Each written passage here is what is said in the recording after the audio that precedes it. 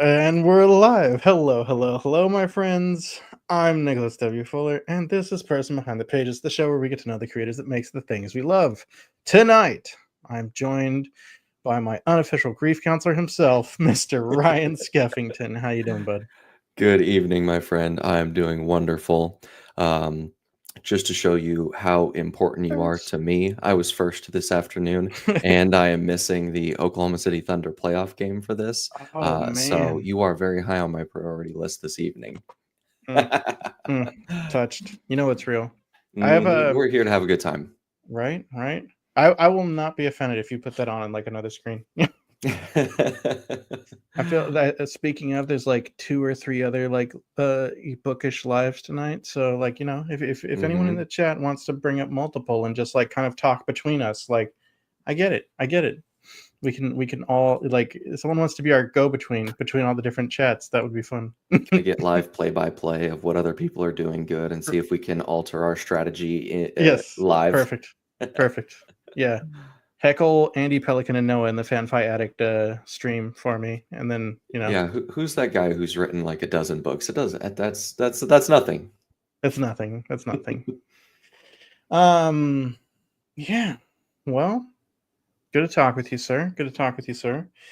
Been a minute. Of course, fans of the show for a while will recognize Ryan because I talked to Ryan. I think we did our interview sometime last year, right? Yeah, it might have Uh, been early to mid start of the 2024 season. mm-hmm, mm-hmm. I had Sounds right. published my book in October of 2023, Mm-hmm, and because I was a brand new indie author who had no bookish friends, I published the book, then started the marketing campaign. mm-hmm. As I've learned, now you start the marketing campaign before the book is published. So I'm learning. Yeah. Um, I've told this joke a couple times to my friends. Book one, I was editing till 3 days before the book published because Amazon said I couldn't change it any further 72 hours prior to the release. I sent my ARC copies out 3 weeks in advance. Mm. And for book three, I'll have the book finished 3 months prior to publishing. So I'm stair stepping how much better I am as a Yeah, yeah. publisher, You're not writer, but publisher. right. More prepared, more like ahead of hmm the game. It's good. It's That's good. why all the big writers say write your first 3 books, write your first 6 books, so you figure out your process, and then you can enter the stage. Everyone's just kind of getting to see the stumbling along the way from the Right. indie author perspective. Yes. Yeah. I honestly, I probably wouldn't have listened to that advice had I got it. In fact, I didn't listen to that advice. Early in the game. What I wish I could like go back and like beat into my head. I have this new like idea hmm for advice for someone that's like brand new to writing books. You ready? I'm ready for it. Well, I say new, but like new to me. But Yeah. someone's already thought about this, I'm sure. But like, here's what I would say to someone that wants to write a new, like, get into writing books. The first time you do a thing, you're not going to be good at it, right? You're like, that's true with walking, or even like eating. I have kids, first time they eat, they're not Yeah, good. first time I picked up a baseball, I definitely threw it 95 miles per hour. So it wasn't 100, but I had to settle for Right. 95. Sure, Ryan. Anyway, so what I would suggest to someone that's like the first time they want to write a book, pick like a favorite really old story that they like maybe a fairy tale or a mythological story or something, and write like their own version of it. Change something about it and write their own version. I feel like that would be the best way to kind of learn your own process of writing a book. What do you think? I'm right on the same page as you. My most important book of my life was my very first one, and it was super important to me, and so I loved the experience. Hmm. But for readers, it wasn't a good book. Some people say good, some people don't, because I didn't know structure. I didn't Yeah, know editing. I didn't know proper prose. I didn't know all the things that you learn I didn't doing know the you did that. process over and over and over again. Yeah. And I wrote a 100,000 word novel, which is relatively long for a first novel. Hmm. 75 to 120, I think, is your standard recommended novel length for a sci-fi fantasy. And so I was in the middle of that, but long for my first time ever doing it. And so my recommendation is start smaller, do it once, do it from 0 to 100, and Yes. it's okay if that gets eviscerated because it wasn't the big one that you really cared about. Right. That so are we talking about Lost Souls or are we talking about a Mm-hmm. different one? Yeah? Nope. Okay. I Okay. got I've had a couple reviews that all credit to the reader for reading it and buying it. Thank you. But they have been more critical than my heart would have wanted. Very honest opinions, but I'm like, oh, that's my baby. That hurts. Oh, yeah, yeah, And yeah. so, as I've written book one and then book two, and last month I drafted a novella, and that Oh, novella is nice. at 30,000 words, Ooh. and I'm absolutely in love with it because I've went through the process twice. You can just hammer out planning, story structure, characters, background, Mhm. setting, Mhm. and you get into that rhythm. You build those muscles, and I think from May 1st to May 23rd, I drafted it every day, finished it. So you get good at something you do more than once, which is a crazy concept. Yeah, yeah. Who would have thought? Who would have thunk it? How It's could kind it of like be? talking in public, talking online, filling dead air. Yeah. You do it more than once, and then you slowly start to pick up like, oh, maybe I need to practice this a little bit more. You listen to yourself when you're rewatching your YouTube videos, and you're like, oh, I can't believe I just said that. And you're like, I don't even remember saying that. Your brain is just on autopilot because you're just doing everything in your power to spit out words and be like, I'm on TV, people are watching, I gotta do my best. But it's not that serious at the end of the day. So you just Right. go through the motions, get your feet under you, everything's calm, cool, and collected after that. I try not to do too much going back of watching my own stuff anymore, like Oh, it's my favorite. As someone yeah. who's super hypercritical, I'm like, dang, that was really good right there. And then 10 Yeah. seconds later, it's be like, have you ever spoken the English language before? I really doubt your proficiency. That's funny. That's funny. Well, that's interesting. I didn't know that like that was kind of how you felt about your first book because that's definitely how I felt about my first book and feel about my first book. This Mhm. ugly thing. Have I shown this one to you before, I Ron? don't know if you showed me that one before. This a little delightful thing was published in like 2012. Yeah. Fantastic. No. No, it's fantastic that you published it. Well, yes, yes, yeah, and fantastic that I finished it. But yeah, this was the first crack, and there was. I like how you described it as like your first book. You kind of you were in love with it, and it was good for you, but like wasn't Mhm. really maybe that great for readers. That's definitely that book. You know. Mhm. I have been contemplating this for a very long time, and I think I'm gaining more and more confidence in taking the plunge. The Hmm. first release of Lost Souls was for me because we talked about it earlier how emotionally charged it was for me, and I was so attached to it that I Right. didn't want to change anything. Yeah. But now I have written Eternal Dreams, which is a continuation of the first story, and that structure is much tighter. The Yeah. characterization is better. The pacing and the plot, I hope, are much better. Nice. I've worked with so many more people to make this a story for the reader in the Hmm. world that I Hmm. created. I'm going to go back and do two more rounds of edits in Lost Souls to trim out all of the parts that people said drug the story down to a slow pace and add a few extra words at the end because they said the ending was so rushed that they got a little bit of whiplash. So balancing out the pacing Hmm. and Hmm. getting a line and proofread edit because punctuation, spelling, and grammar is something that people say, hey, it could have been looked over a couple times. And what I read that as was I broke a lot of grammatical rules on purpose because I thought it sounded better, but readers didn't care for it. And so Hmm. now I want to make the story one that is good for the reader because I got everything that I needed out of it through the first publication and the first edition. That's nice. That's nice. Okay. Okay. So at some point we're gonna get a relaunch of Lost Souls, huh? Mhm. And I'm hoping to keep the story structure and the character arcs all the same, but maybe during the lead up to the battle and the final battle, give you maybe 5 or 10,000 more words and cut Hmm. out some of the emotional moments in the middle because I was a little heavy-handed on those because I was down in the depths of my feelings. Hmm. Um, And the reason I want to do that is when I publish book 3, I'd like to Mhm. make an omnibus. And so having Nice, a nice, yeah. developmental editor and a line editor do it all the way through from both of their perspectives hopefully Mhm. adds that cohesion that makes it a Yes. consistent 300,000 word story. Love it, love it. You said, I know I'm trying to look up something to share with you. Uh, Mhm. but you're like your last battle is pretty long, but your or is the battle long or like the lead up to it is short?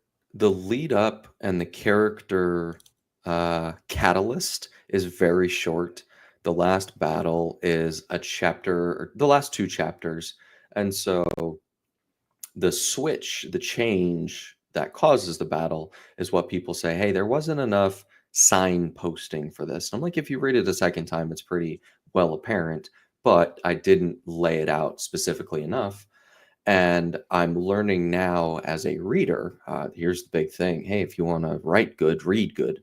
I I hadn't read a book in a decade when I started writing Lost Souls. I listened to Dune, and Dune is a horrible book to try and learn writing from because it's from a master of the craft who does it in omniscient point of view, which got me in so much trouble during my first 12 edits. And then I read Red Rising, and I'm like, oh, he straight up just tells you 80% of the stuff that you need to know. And I'm like, this is valuable information just by reading more books. And I joined a book club and I'm reading more books, and it's a lot of fun. Who knew? Yeah. Who knew? Yeah, it turns out, yep. Write good, read good. It's good advice. It's good Someone, the advice. writer, write that down. You know, honestly, like I mean, that's like that's genuinely like one of the first messages of Stephen King's on writing. You know, Hmm. like if you want to be a good writer, write a lot and read a lot. Hmm. That's the first message, and I think it's yeah, it's good. But I do like I think you're onto something too. Like uh, a lot of what I've enjoyed reading in the last couple years is like you know not written by people that are considered masters of the craft, but I think Hmm. it's like fun and entertaining. They're like Hollywood action movies, not like Oscar award winners. You know what I mean? Hmm. Um, but now I'm like reading The Devils by Joe Abercrombie, who is considered much more of a master of the fantasy craft, and I'm like, Hmm. oh, oh, okay, all right, okay. I read all 6 Red Rising books, and then I started reading some indie books. Mhm. And it may be a little unfair to the indie authors due to the amount of resources that each author has available to them, but the delta in terms of craft and quality is noticeable.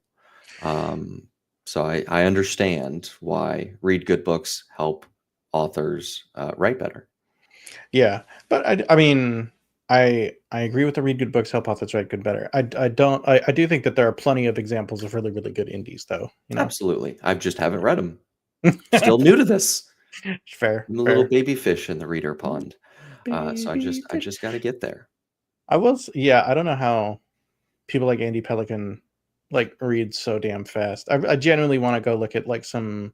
Actually, I got an app I need to go look at more for like learning to speed read more Hmm. because I've like there's just for there's a while I was convinced that speed reading would like diminish my experience, you know. Hmm.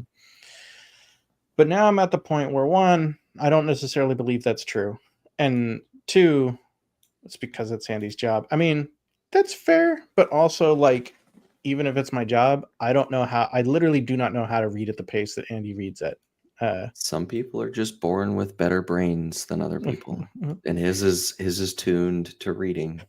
this actually makes sense. Yeah.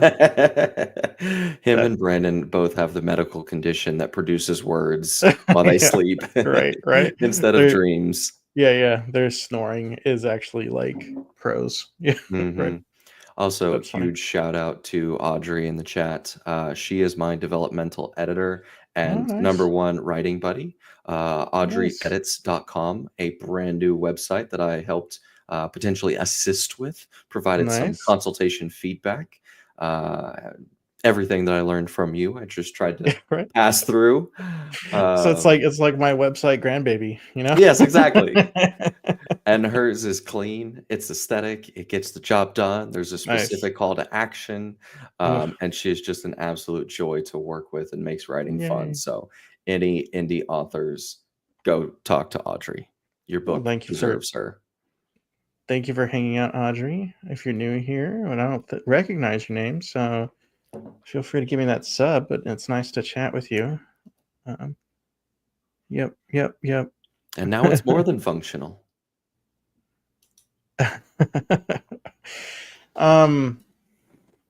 Yeah. Andy reads a ton. I don't know. Oh yeah. And speed reading. I was once convinced that it would like diminish the experience, but one, I'm not so convinced that that's the case anymore. In part because like I can listen to an audiobook at like 2 times or whatever, and it doesn't make it a lesser thing for me. Ooh. Demon, monster, hiss. I can't do anything over 1.2, anything faster, and it just sounds like gibberish. It does depend on the narrator. Some narrators Fair. are quite slow and Mhm. quite deliberate. And if you're speaking with a cadence that's this deliberate, then we can definitely speed it up a little bit, you know? I like the way you did that. That was professional. So good. It almost was like an exact 2 times speed over your deliberate speak. Maybe you should be an audiobook narrator. Just from the get-go, you're talking at 2x speed. These guys don't even need to go fast. You're right. Man, I tried to read my own work for my cousin. Mhm. I feel like if I was only doing it with my own voice the entire time, maybe I could be okay. But like Mhm. I want to do voices for characters. And I could do like a few different accents that are kind of fun and a little bit funny.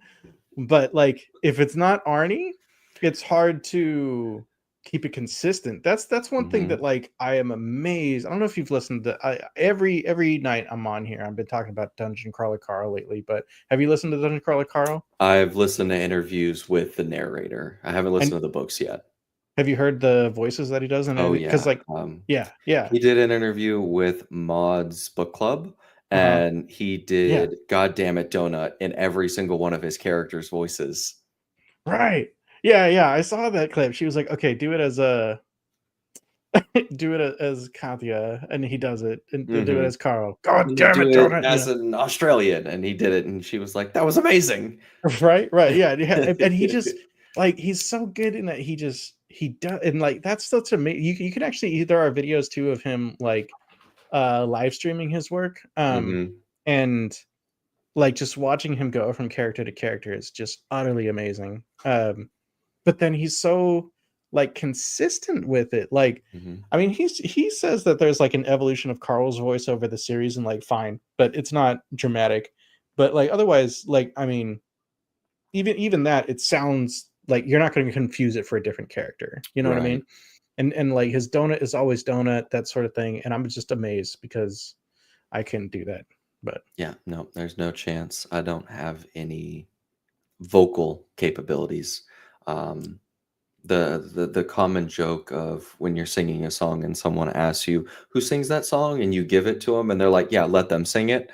I heard that 1,000 times as a kid. So Well, stuck in the shower and in the vehicle by myself, drowned out by the volume. yep.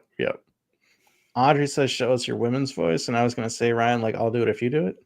I don't have a woman's like I just said, I don't have vocal capabilities. Right? You're It out would of luck, just be a Audrey. high pitched squeal. Yeah.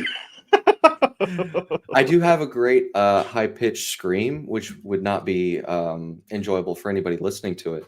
But I Yeah, was let's not a do that. lifeguard when I was a teenager, and Oh, I was required once a day to test all of the slides just to make sure they properly functioned. And if they didn't function, a lifeguard would die and not a customer, and that was okay.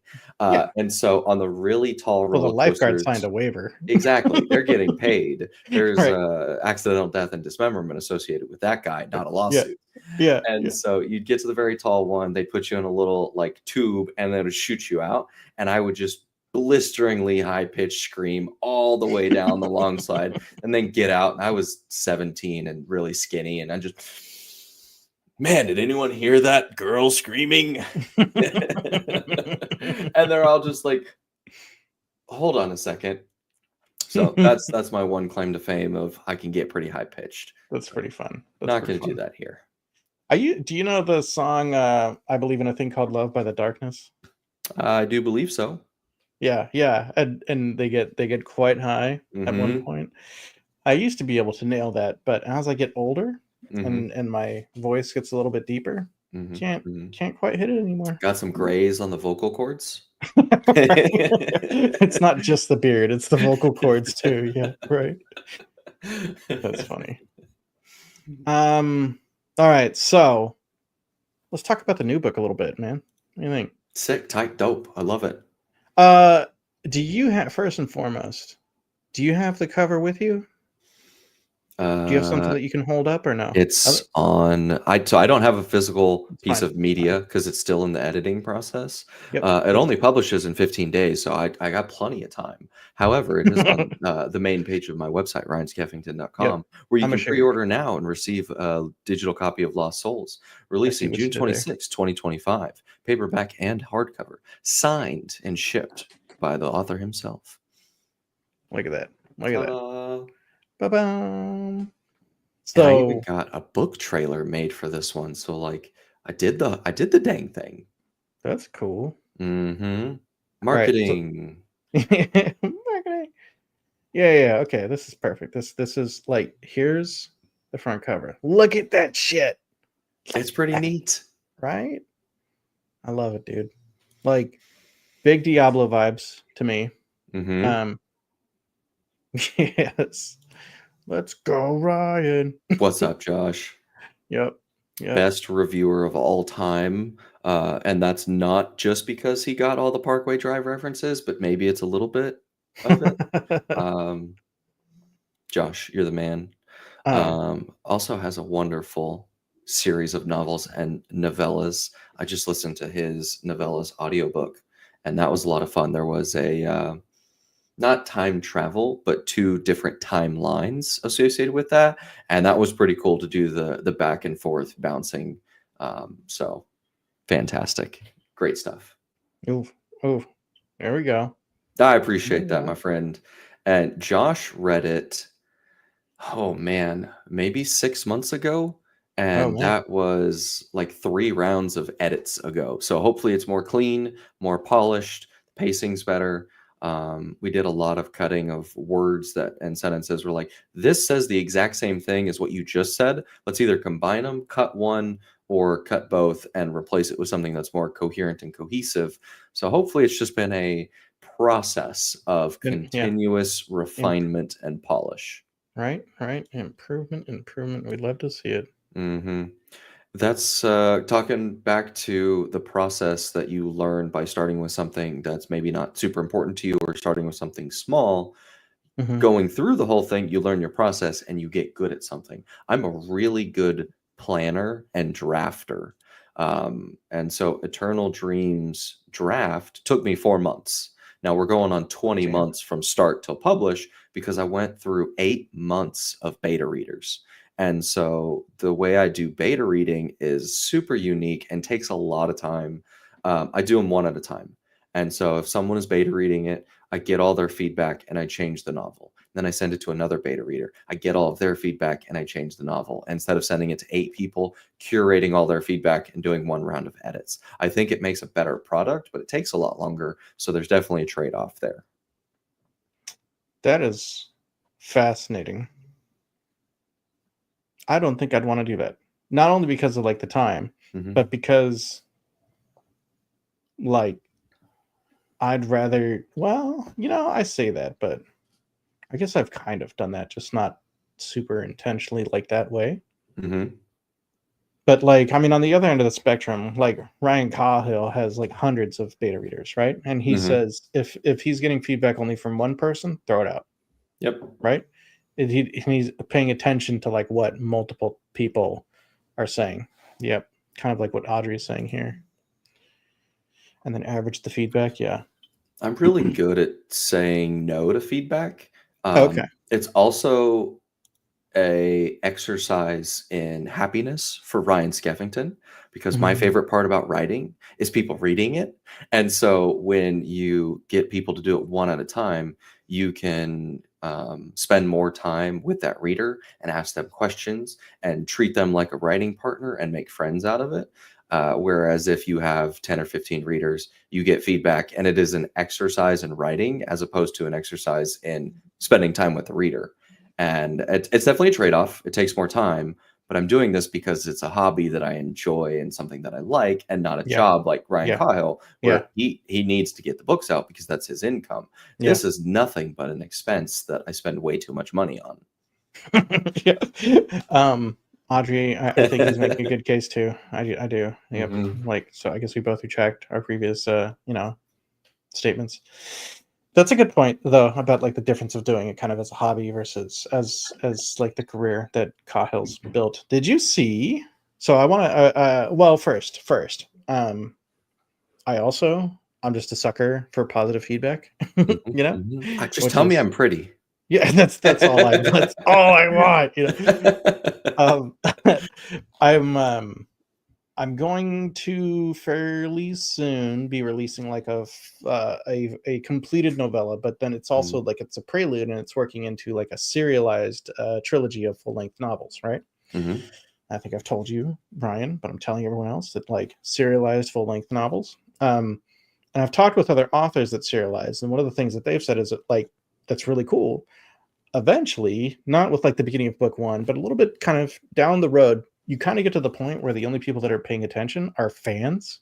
And mhm. so the only like feedback you're getting it fucking Audrey broke me with that one. Just completely derailing my pretty. Uh, but yeah, Going yeah. with You it. like you get to the point with your serialized stuff where the people that are sticking around are fans. And like so Mhm. then at that point you're just kind of getting positive feedback. And I'm like, well, that sounds pretty cool, you Can know? I just skip to that part? Yeah, right. Yeah, yeah. Um, okay, I want to show off at the cover a little bit more. I want to talk about Eternal Dreams a little bit more, but as we're talking about kind of serializing a little bit, and we're also talking about For the Mr. audience, what is serializing and what makes it different? True, thank you. So serialized fiction is like if you think about a serialized TV show, which is kind of the format that we're most familiar with serialization with right now. It's like episodes and they release episodes every once in a while. It's not like the Netflix model where they give everything all like, "Ooh, here's the whole season." It's more Mhm, like the Game of Thrones where like here's episode this week, here's the episode this week. So a serialized like fiction story is like often I mean it used to be actually more common in magazines when magazines mhm. were really common with short stories and serialized fiction, but obviously magazines are no longer really popular, but For the audience, serialization what is a magazine? yeah, yeah, yeah. But serialization online is actually I mean it's been going on for a while. I was talking with Kareem last week and he was talking about serializing on Wattpad. Mhm, Um, but royalroad.com has become more and more popular, and then kind of the model that people are doing especially on Royal Road is they will serialize their stories there for free, but then behind a paywall on Patreon they have advanced chapters where you can read ahead, right? mhm. And some people are making really nice livings with it, with just the Patreon too, like much less then they go on to publish on Amazon and all that, and it's working out. uh so I don't know if I could do that because I change so much at the end yeah, and yeah. add at the beginning once I reach the end. Hmm, hmm, hmm. That's just too much commitment. No, I feel you. Like I do think that some of the readers on like Royal Road kind of expect that they're reading a first draft, um Okay. which is interesting, but um yeah, I don't know. I don't it's probably not necessarily the way to go when we're Maybe it's an experiment. Like yeah, I'm a good drafter. Maybe I just say, "Hey, these are just me maybe you do, writing by the seat of my pants. You're going to right? get spelling, you're going to get continuity errors, but I'm going to give you a chapter a month and keep coming back for more." Yeah, yeah. Let me just play with the writing component as opposed to spending 18 months and a couple $1,000s on editing. You're Yeah, worth yeah, yeah, it. right, right. No, I do kind of like that. Like, I don't want to like the sound. snooty, but I do kind of like, in a way, I feel like this model is a little bit more like pure, but like I will say also like simplistic, in Hmm. that like on Royal Road and even Patreon, like the cover kind of doesn't matter, which Okay. is like a total game changer for like indie, because normally like the cover really matters, right? That's the only thing I'm good at. Yeah. um, yeah, yeah. So, but the fact that you're just kind of putting out your words without Mhm. necessarily having like a bunch of great packaging around it, or even like focusing on marketing very much, I think that's kind of a nice thing about that model. Um, I do hear you, Audrey. I've checked out Campfire a little bit. It's definitely on my radar to check out more. Have you checked it out much, either as a reader or a writer, Audrey? Um, and yeah, Joshua, I do. I remember Caden's done one. I love the model that Campfire does too, where they have it set up where if you're buying an ebook from Campfire, one of the things that they're trying to encourage their authors to do on that platform is to include like supplemental material. So like world Oh. building notes or that sort of thing that'll be available as part of or along with the ebook. Isn't that cool? Hmm. I want to build a Wikipedia for my Oof. world because I'm doing something a la the Cosmere, and so Mm, all of my stories exist in the same reality. I won't say universe because it's made up, but all of the novellas are prequels to the Lost Souls timeline. And then the next novel that I'm really excited about, it's going to be inspired by Red Rising, like grand scale space opera, Dune esque, Star Wars esque, but it's nice. going to be a Romeo and Juliet retelling. So Oh, super okay. excited about that one. That's fun. I like that. I like that. That's pretty. Yeah, yeah. I mean, like, maybe you should look into Campfire and like kind of that Hmm. supplemental material. But That would be a lot of fun. kind Okay. of Wiki style pages. I love that. drafting sign. Yep. Okay. That's interesting. And I'm sure by the time I get around to looking into it, they'll already have like 8 or 9 software updates, and we'll be on version 15, and so it'll be even better. It'll be yeah, yeah, right. Right. I hear you. Um Going back to Cahill and also kind of that Royal Road model and whatnot, and also supplemental material though. Hmm. Did you hear and Joshua, if you're still here, drink because I'm mentioning Cahill. It's a drinking game. But Yeah. did you see that Cahill just launched a Patreon? Mm-mm. Yep. Yep. Like just the other day he launched a Patreon and he's already at 109 paid members. Good for him. He's put in the He work.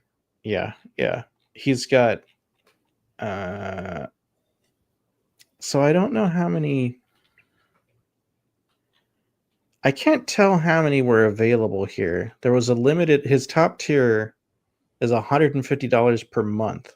Uh, Wow. You get bitches, to have dinner with bitches him. love supplement. Hi, bitch. That's so funny. Uh, Apparently, bitches love Cahill's supplemental material too. Mhm. It It's helps be 150. 6'6". Yeah, $150 a month, and I don't know how many he did. I think it was actually like 10 available for this, but he's sold out of Mhm. those tier already. But Good. what's pretty right? What's cool Oof. is he's with that tier, he's doing like a hardback copy of every book he's published. Okay. Signed and personalized, sure. A first edition hardback of everything that he does. He's If you stick with it for a year, he's gonna do Tuckerization, which is pretty cool. Oh, that's neat. Yeah. Uh he's gonna do a handwritten thank you note at the end of the year, which is pretty nice. But I think somewhere it said too that he's gonna do like a like a special edition that's only available for these patrons, Well, that'd be which is neat. right, like with a alternate cover too. Mhm. I mean, you paid for it. Yeah, you pay. Yeah, yeah, yeah. Right, right. But that's a really neat idea too. I love like so some of his lower tiers, like 10 or 20 or whatever, he's like gonna do like a monthly Q&A and that sort of thing, but Mhm. and he'll do like different posts about different like lore topics that the patrons vote on. But I just love this. Like, I love the idea that, like, I mean, I think too that this is the way that like creators, artists push back against AI, right? Is like we Mhm. find new ways to offer more and to connect more with the audience, you know? Mhm. But I mean, putting on the business hat too, he's creating a reliable monthly revenue model, you know, Mhm. that he can, yeah, again, reliable, which is especially Also, important now that he has a child. Like, yes, absolutely. The other flip side to this writer's coin is it's allowed to be a hobby. You can just get a job. I mean, that's true too. That's That's true neat. too. That's That's true neat. too. Yeah. I mean, yeah. And you've got like a job that pays adult money, right? It keeps the lights on. Okay. It Well, buys vinyls that I have never listened to, but I'm like, ah, this is a souvenir from a concert, so there you go. I'm gonna There. get that. See. And over your left shoulder, it lets you buy super cool Threadlight editions that I didn't Mm. get because I was cheapo. Now I'm regretting. I like my shame though is I still haven't read it, but like That's genuinely I okay. You saw it and own I it. was yeah, You're it better was than people. I don't know about that, but it was so pretty. I was like, I need to have this. I need like it is, and it is definitely. I mean, I've got. Well, now that we're here, let's I've got some other pretty books. If we're gonna talk special editions, I have the ultimate one up. So go through your ranking, Go and mine ahead. are better. Yeah, yeah. Okay, okay. Good, good, good. Uh-huh. No, I've got. I did win a broken binding giveaway, and they Those are gave me sick. right. I've got the Those are Martian so cool. and Project Hail Mary, and I've got Artemis back there too. And they've of course because it's the broken binding, they've got like Of course. the sprayed edges. Just Fantastic. love them. But yes, like Threadlight is, I do think, probably the prettiest book I own. That's a tall stack. Success. Although I did have to like because I've been obsessed with See, Dungeon Crawler I Carl. thought that was Dungeon Crawler Carl. Yep, I did have to get the latest in Mhm. the paperback. I would love to have I mean all the paperbacks and all the hardcovers. I might start collecting the hardcovers, but like the first book in paperback now is like over $1,000 You. because it's out of print now. Yeah. Oof. But yes, yeah.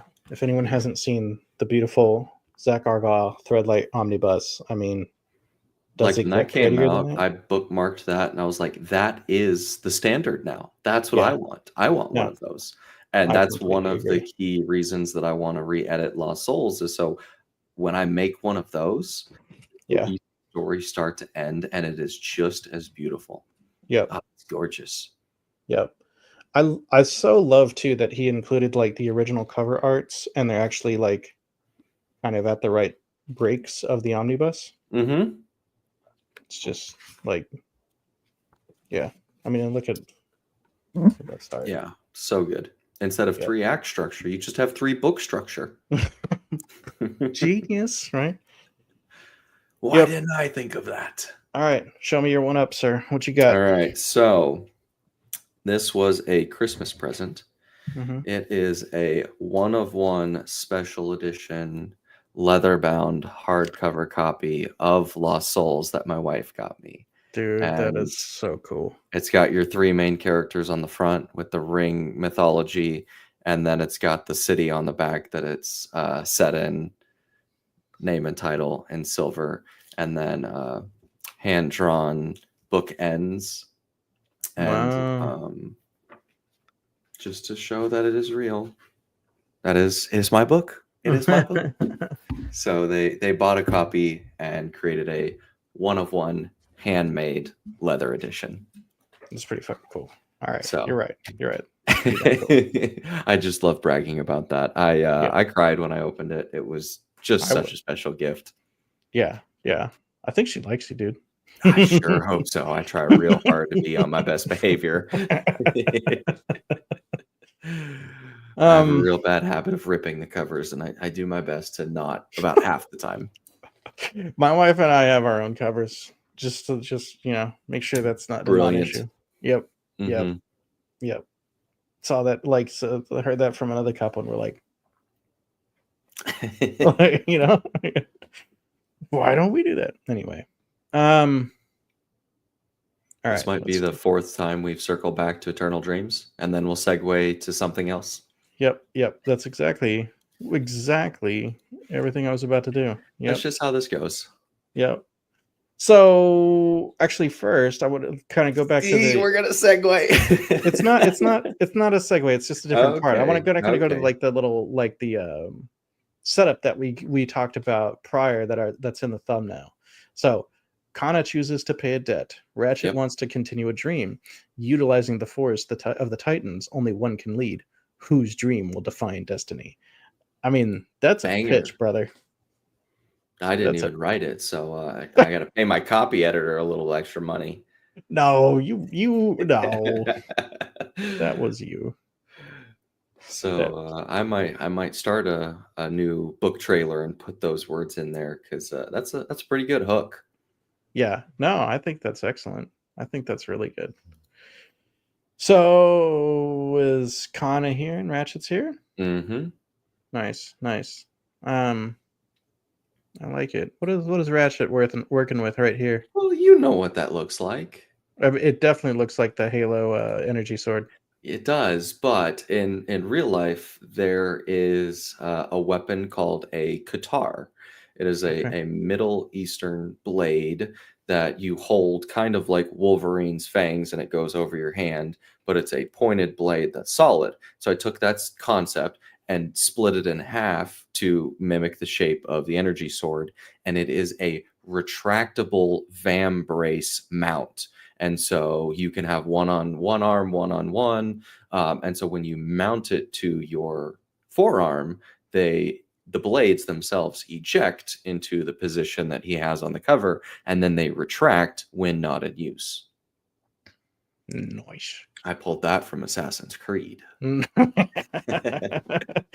Nice. I love that there's like video game influence. Walk me through too. Like I love like the Mhm. influence. Like there's big like fantasy vibes here, but he looks a little bit more science fiction. This kind of reads a little science fiction, maybe like a touch of horror, which is fun. But then we have these like helmets that like read very historical, and Mhm. I love the imagery. But walk me through kind of how these relate with the story here. So, in the pitch that we just gave, Mm-hmm. utilizing the force of the Titans, whose dream comes out on top? And so, without going too far into spoilers, both cover arts, and same thing with the third one, kind of tell you a story. And I Mm-hmm. want to get people interested in the story with the art. Lost Souls, there are two conflicts occurring. There's an internal struggle and an external struggle. And you'll notice that the armor in the bottom left of Lost Souls is eerily similar and actually the same armor as the center character in Eternal Dreams. So um, they are not the same character from book to book, but it is the same armor. And so Mm-hmm. the five characters on Eternal Dreams are part of your Titan cast. And you learn about the Titans in book one just through the Titan arena, and you get their names, but you really don't get anything more than Eric's, who is a mentor. Um, Howdy, Jim. Thanks for joining us. And so the five Titans that are pictured here are the additional cast of characters that the dreams of Eternal Dreams are fighting over. That is the hard power of this universe. And I wanted to blend fantasy, reality, and touches of realism because in this world, Earth exists. It was left in the 2050s and 2060s during a period called Final Descent. And that's what caused humanity to go out into space. Here is all of your supplemental material that you've been wanting, Audrey. And all of the Celestials were the wealthy billionaire class who financed the endeavor to continue humanity into space. And these Titans are descendants of that lineage. And so front right, you have a standard medieval English looking armor, knight in shining armor. And he has a dual personality or a dual identity that has another set of armor that we learn about that's not pictured. Front left is a individual with Japanese heritage, and so you have the traditional samurai armor with the face mask of the demon mythology. I believe it's Oni. And then in the back right, you have a fantastical element where this is a character made of flame and using the dragon mythology. So there's a little bit more fantasy on the right side. Where on the left, my big character, this is my Ragnar Valaris of this story, 9.5 feet tall, mammoth of a human being. His lineage is from Zambia, a country in central southern Africa. And so he is based off of the water buffalo that primarily lived there. However, because we went through final descent and Earth was changing, the southern hemisphere and the deserts of Africa went through an ice age. And so that is why he is the ice giant. And he's got frozen horns and spikes and leather pelts and feathery drapery associated with him, very similar to what you would see all from the North in Game of Thrones. And so that's kind of where all of the origination of the Titan's armor came from. That's sick. That's fun. So I had a lot of fun making them. It was one of the biggest lessons that I learned going from book 1 to book 2. And I think the simplest way to describe this is readers want to read about characters, not people. And so what I mean by that is characters have a defining edge to them. They have something that makes them larger than life, something that gives them more personality than the average human being, which makes them memorable. Because in a cast of 40 people, if someone doesn't have that one thing that gives you, you hear this name and you think this, very forgettable. Mm-hmm. So that's where the Titans came from, and it was a ton of fun. Josh, thanks for hanging out, my friend. It was great to see you, bud. And then go ahead. No, you're on a roll. So, yeah. Well, and it made me think of like something that I'm going to share, but feel free to continue. Okay. And similar to the back cover, which doesn't get a whole lot of viewing on both Lost Souls and Eternal Dreams, that's one of the antagonists of the story. Kind of like you pointed out there, it's sci-fi mixed with a little bit of horror. And I had never done anything horror related, but I love zombie movies. And there's a lot of elements of immortality in this. And it asks the question, what would you do in a science fiction setting to create immortality? Not utilizing zombies or fantasy or magic. Like, what would have to occur? And this is the horror that comes from answering that question. Bum, bum, bum. Nice. Big T-Rex vibes in the first original Jurassic Park. Yeah. It's like the water is vibrating. What's coming around the next corner? Yeah. Mm-hmm. Yeah. Okay. So as you were talking there, I was pulling up an old blog post from Will White, and I'll go ahead and share in the chat here. Okay, I've heard that name. Yeah, he's maybe sold one or two books. 1 or 2 million. Yeah. One, maybe 3. Maybe 100. 3. He might be up to 3 million now. I don't know. Anyway, but in this blog post he talks about like personality and characterization, and like, you know, how do you kind of define their personality, and like, well, what is like when you're thinking about this with a character, what is the response to a cave full of wolves? Fear. That's rational. That's reasonable. What is the response to an attractive person hitting on them? Flustered, maybe. What is the response to a spider infestation? Fire. That's the, you know.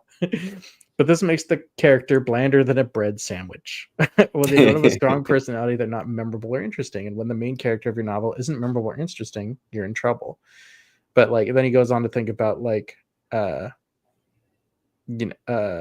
imagine a character shopping in a grocery store that gets robbed while they're inside. How would Hermione Granger handle that? How would Danny Ocean from Ocean's 11? How would Wonder Woman handle it differently from Batman? And like each of those, it's like, oh yeah, they would eat all four of those people, those characters would handle it very differently, right? Absolutely. Yep. And Yep. I think I can maybe spoiler a little bit, but Kana's main leading star is how can she do things to make the world around her better? And Mhm. Ratchet's main thing is what can he do to almost become godlike so that he can never be defeated again? And so there's two very strong individual motivations that inform everything that they do. And that comes into conflict very early in the story. That's Nice. one thing I wanted to avoid in the middle book syndrome is that boring of, hey, we don't actually know where we're going. And Right. so there is a strong conflict in the first third of the book that you don't know one way or the other how the end is going to play out because you don't know how this conflict is going to be resolved. So Yeah. hopefully that keeps people interested. Yeah. Yeah. Yeah. No, that's I like it. I like it. Audrey had to go. Audrey's been hanging out with us, and she said she's at a WNBA game that's about to start. So apparently, Audrey's been watching us from a WNBA game, and I gotta be Wow. honest, Ryan, I feel pretty flattered about that. I am honored to be on Right? the earbuds out in public. I Same, should be giving same. her business cards to just hand out to people in public. Go Storm, go Storm, go. Go Storm, go Storm. Yep, that's pretty cool. Um. Anyway, well, it sounds like a pretty fun read, bud. Sounds like it's coming together. Do we have a launch date yet? It is Releasing to oh yeah, June yeah. 26th, so we are 15 days away.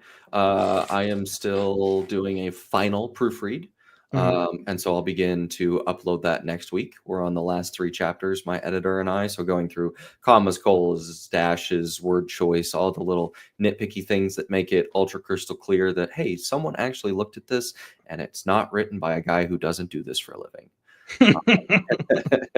So Right. we're almost there. Gonna get those uploaded, get some copies sent my way, and then work on shipping out all of the pre-orders. Got a couple of those, and then hopefully have enough inventory that if people start buying some from the website after we've hit launch, I'll have enough to send those out. So very exciting month. I wanted to do a launch party, and then my work scheduled a 9-hour on-site meeting in a different city. So yay, day job. But it's okay. It pays the bills. Yeah, yeah, yeah. I I'll mean, just do a launch party on Twitter. yeah, watch party on Twitter. Not the same. Everyone who feels bad for me, like, repost, and tweet and comment for Mhm. virality, and I can do this forever. Forever, yay! And still get vinyls from cool concerts, yay! Mhm. Hashtag the dream. Uh, but if you want to beta read a novella, if you don't want to dive into two 105,000 word stories, I've got a 30,000 word novella ready and waiting for the curious reader. It's a story of identity and overcoming parental conditions and the Mm. expectation high functioning children are expected to face in a world such as the one that I've created. Oh wow. Okay, interesting. But this is written as an alternate entry point into the universe. It Is is it a complete a standalone, or is it like a prelude to the other stories, or It's a how was it? complete standalone story. Uh It huh. is the beginning arc of the Titan on the front cover that is dressed in flame with the red horns. This one? Well, I'm not sharing my, but the one that was like the kind of the head with on the far right. That's the one. Yeah. Her name is Holix. She is the Titan of Purity, and you learn what the definition of purity means to her throughout this novella and what uh, I won't say forced, but what pushed her to enter the Titan arena. No, that's exciting. That one is a heavy hitter in 30,000 words, we go through a lot, and it was the first story I've ever written that was single POV. And so that was a wonderful lesson of, hey, you can get so much more done as far as plot and pacing goes, but you really have to weave in other characters' motivations through the lens of the point of view character, because you can't step into their world for the Right. side characters. Right. So that was a ton of fun. Good to play with that sort of thing. That's cool. I might have to check that one out, sir. I might have to take a look. Try I'll to send squeeze it it in over. here. Is there like a? Well, we'll talk later. But Okay. that's cool. That's cool. Well, I think that might do it for us on camera for the evening. Where can folks find and follow you online, sir? You can hit me up at Ryan Skeff on every single social media platform. And I have a newly minted website, ryanskeffington.com. I'm available at any time of the day. All my DMs are open. I am flooded with bots every single day, but I wade through them to make sure I can meet with the people who want to chat. So yeah. Find me online. I'm out there. Very good. All right. Yeah. You can also check out me, nicholaswfuller.com. I may be having news soon, maybe. If you want to check out that sort of thing. Yep. Yeah. All right. Ryan, Audrey that was hanging out with us the whole time. Everyone else, no one's told you today. You're an absolute legend.